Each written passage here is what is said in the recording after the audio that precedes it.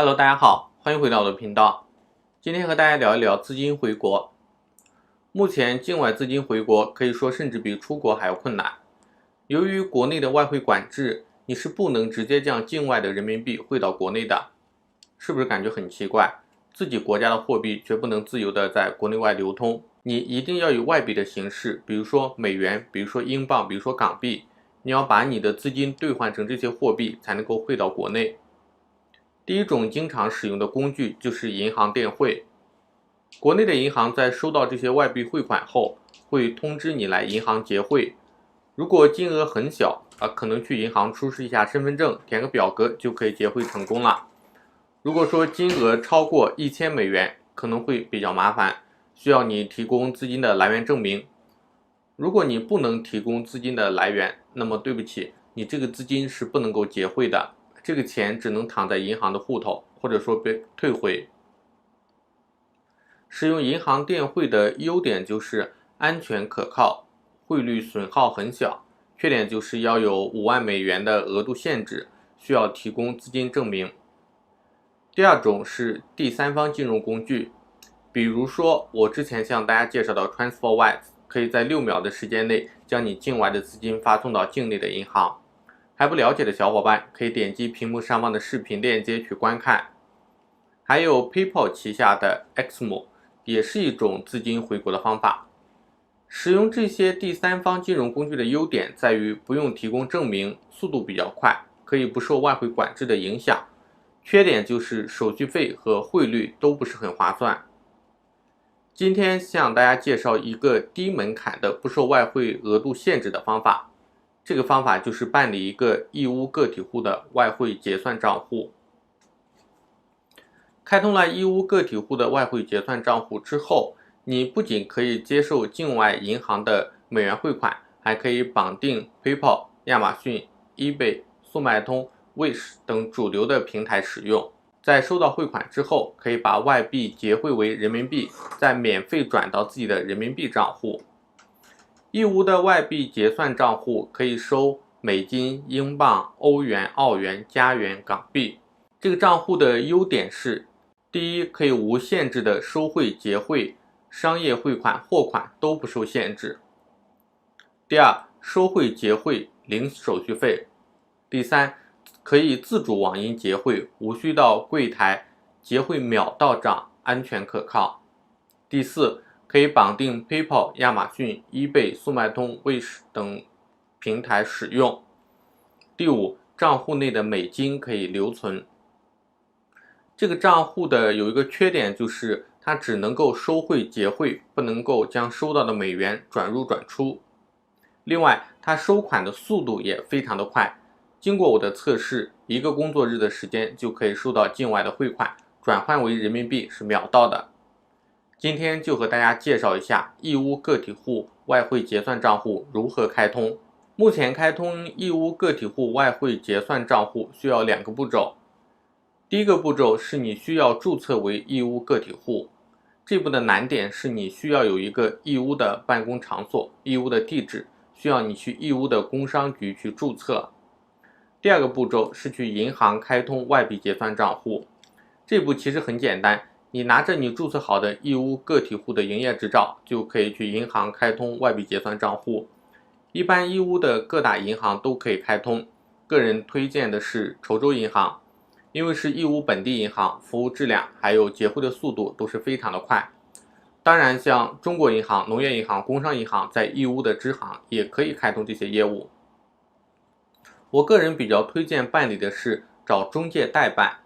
大家可以在淘宝上面直接去搜索义乌个体户，注册市场价是在1500到2000元左右。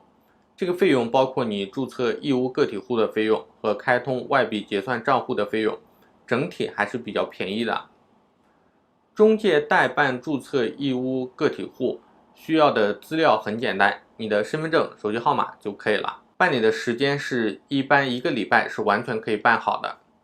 当然，你不通过中介自己亲自去义乌办也是可以办理的，但是前提是你要搞到一个义乌个体户的注册地址，然后自己跑到工商局去注册。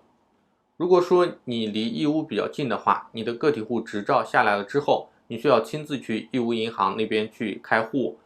一般淘宝上中介都会和银行的客户经理之间有合作，他们会把你的营业执照提前交给银行的经理，并且提前和你约好开户的时间，你直接去银行柜台办理就可以了，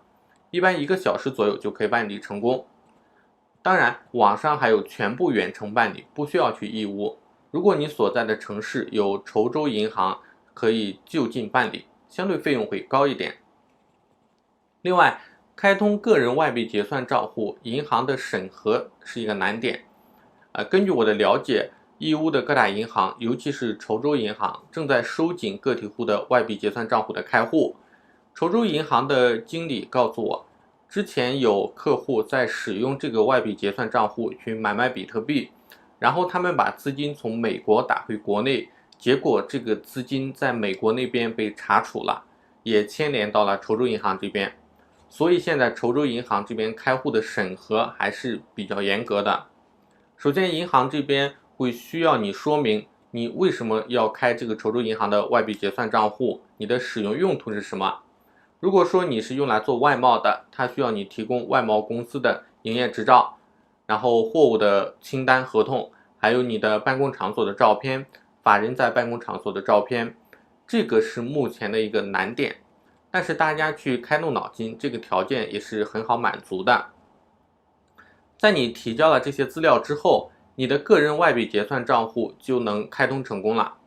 开通成功了之后，稠州银行的马上就可以正常使用，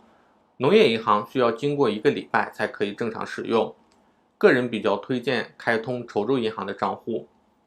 因为你的银行外币结算账户开通了之后，你还需要到义乌国际贸易综合信息服务平台这个网站上去注册一个账户，并且绑定银行的外币结算账户，